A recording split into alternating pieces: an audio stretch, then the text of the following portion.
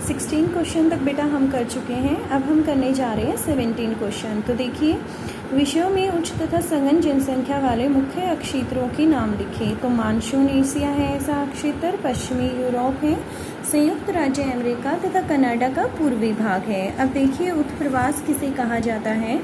उत्प्रवास के द्वारा मनुष्य अपने प्रदेश से दूसरे स्थान को जाते हैं, जैसे कि यूरोप के मनुष्य उत्तरी अमेरिका, दक्षिणी अमेरिका और ऑस्ट्रेलिया आदि गए हैं।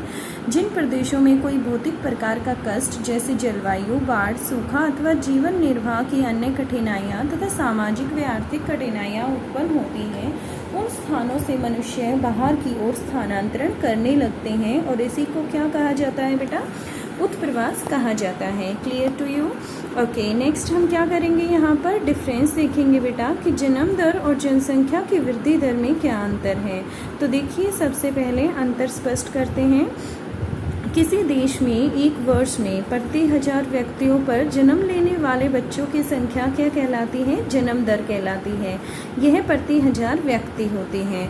और देखिए, जनसंख्या वृद्धि दर क्या होती है बेटा, जो दो समय अवधियों के बीच होने वाली जनसंख्या में परिवर्तन को क्या कहा जाता है, जनसंख्या वृद्धि दर कहा जाता है। और यह दर बेटा हमेशा प्रतिशत में होती है। जैसे कि मैं आपको बता सकती हूँ, मैंने आपको जब चैप्टर पढ़ाया था सेकेंड बुक से, तो उसमें भी मैंने आपको जन्म दर निकालनी जनसंख्या वृद्धि दर निकालनी सिखा रखी है। ठीक है, तो आप यहाँ से देख सकते हैं, जैसे कि इंडिया की निकालनी है तो 2001 एक समय ड्यूरेशन है हमारी और 2011 दूसरी है। ठीक है, तो यहाँ पर हम जन्म दर कैसे निकालेंगे, कंसीडर इट 2011 की पॉपुलेशन को यदि हम P2 कंसीडर कर लेते हैं और 2001 की पॉपुलेशन को हमने क्या कंसीडर किया बेटा, P1 कंसीडर किया, तो हम जन्म दर कैसे निकालेंगे, जनसंख्या वृद्धि दर कैसे निकालेंगे, कंसीडर इट 2011 की जो पॉपुलेशन है उसे हमने क्या कंसीडर किया बेटा,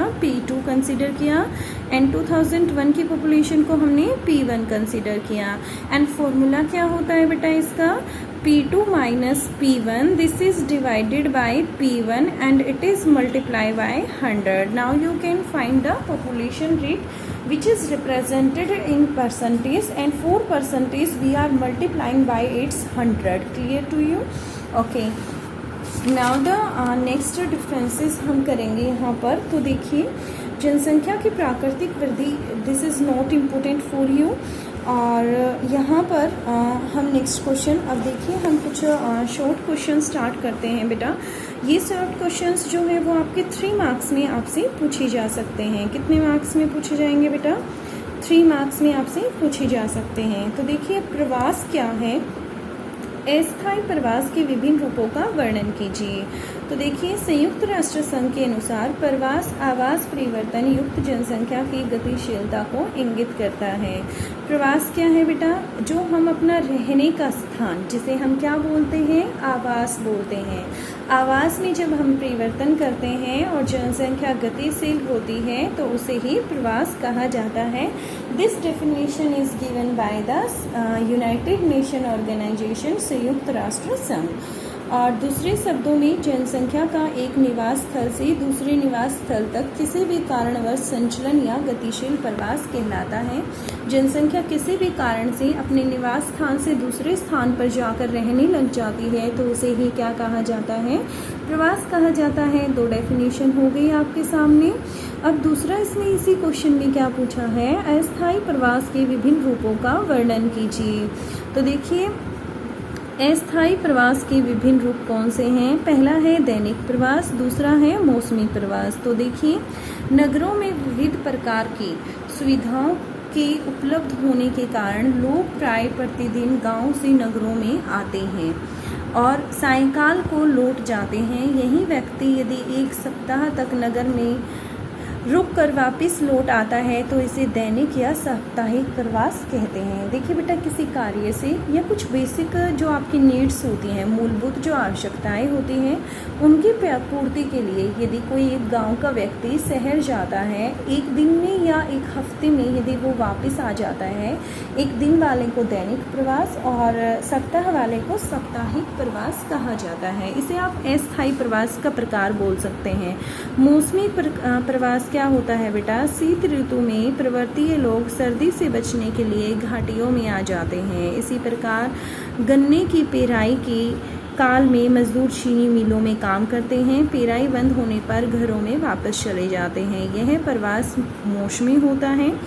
टुंड्रा, टैगा और स्टेप्स प्रदेशों के निवासी जो हैं वो मौसमी प्रवास करते हैं। देखिए बेटा, मौसम के वजह से जो प्रवास होता है उसे मौसमी प्रवास कहा जाता है। ठीक है, जैसे कि आप एग्जाम्पल ले सकते हैं, जब शीत ऋतु का मौसम आता है तो सर्दियों में लोग जनरली क्या करते हैं, जो पर्वतों में रहते हैं वो अपने जगह को चेंज करके घाटियों में आ जाते हैं। गर्मियाँ आने पर वो पुनः लौट जाते हैं, इसीलिए इसे क्या बोला जाता है, मौसमी प्रवास कहा जाता है। Clear to you now? Okay, now we are doing the next question and this one question is the important question. Mark it and also learn this question. देखिए, कुछ टिप्पणियाँ हमें लिखनी है। सबसे पहले विश्व जनसंख्या के दुगना होने की अवधि।